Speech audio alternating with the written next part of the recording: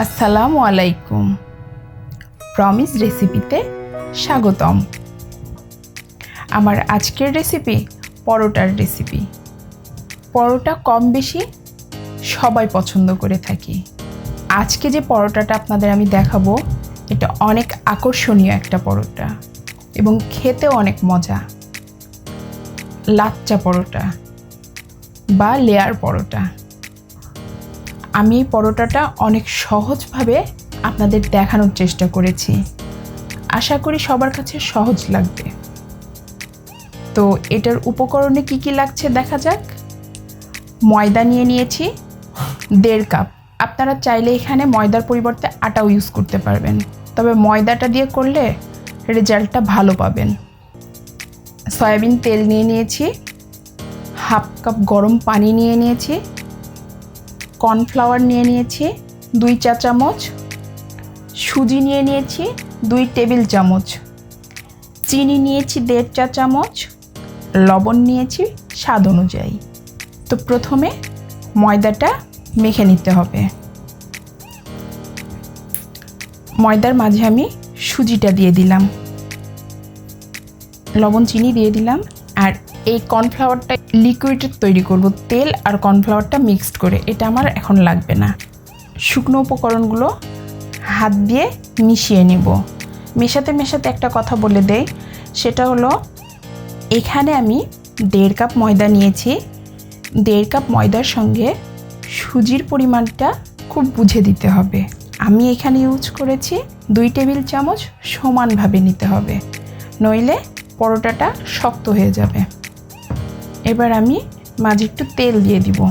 শুকনো উপকরণের সঙ্গে তেলটাও খুব ভালোভাবে আমি মিশিয়ে নিচ্ছি। পরোটাটা কতটা পারফেক্ট হবে এই ময়দার ডোটার উপরে নির্ভর করবে। চাপ দিয়ে হাতের মুঠোয় নেওয়া যাবে এবং চাপ দিলে আবারও ঝুরঝুরে হয়ে যাবে, তার মানে তেলের পরিমাণ ঠিক আছে। এখন আমি হালকা উষ্ণ পানিটা অল্প অল্প করে দিব এবং মেখে নিব। ময়দার ডোটা একদম সুন্দরভাবে আমি মাখিয়ে নিয়েছি, দেখে নিশ্চয়ই বুঝতে পাচ্ছেন। খুব বেশি নরম না, আবার খুব বেশি শক্তও না, মিডিয়ামভাবে। এটার উপরে আমি হালকা তেল মেখে 10 মিনিটের জন্য সেট হতে দিয়ে দিব। 10 মিনিটের জন্য ঢেকে রাখলাম। এবার আমি কর্নফ্লাওয়ার ও তেলের মিশ্রণটা রেডি করব। 2 চা চামচ কর্নফ্লাওয়ারের সঙ্গে আমি 6 চা চামচ তেল নিয়ে নিয়েছি। খুব ভালোভাবে এটাকে মিশিয়ে নিতে হবে। বাসায় যদি কর্নফ্লাওয়ার না থাকে তাহলে আপনারা এখানে ময়দাও ইউজ করতে পারবেন। লিকুইডটা রেডি হয়ে গিয়েছে। 10 মিনিট হয়ে গিয়েছে। ময়দাটা অনেক সুন্দরভাবে সেট হয়ে গিয়েছে। আমি একটা বড় সাইজের পিড়া নিয়ে নিয়েছি।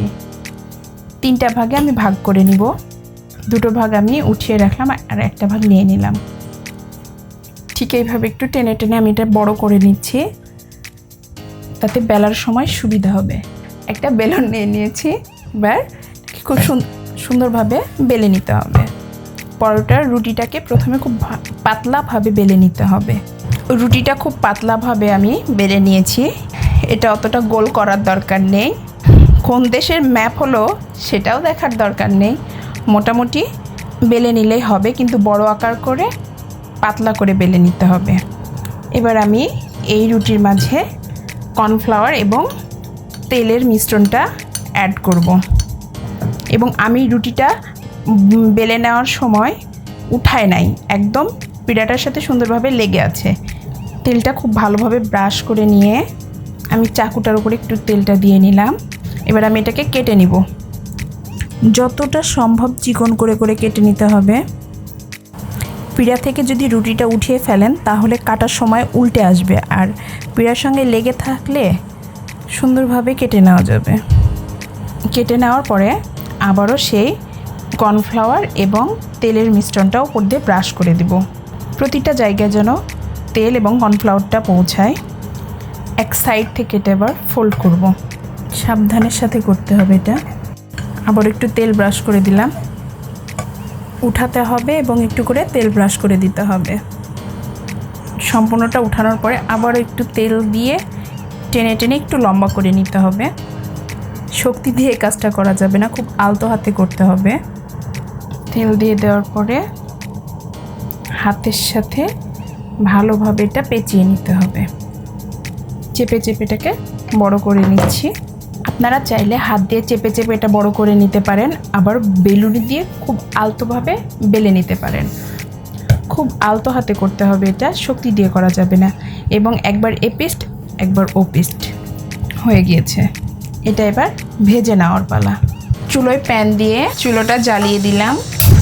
প্যানটা গরম হয়ে গিয়েছে, এর মাঝে এবার আমি পরোটাটা দিয়ে দিব। পরোটা দেওয়ার পরে অপেক্ষা করতে হবে উপরটা সাদা হয়ে আসা পর্যন্ত। এবার আমি পরোটাটা উল্টে দেব। উল্টে দিয়ে আমি একটু তেল ঘুরিয়ে দেব।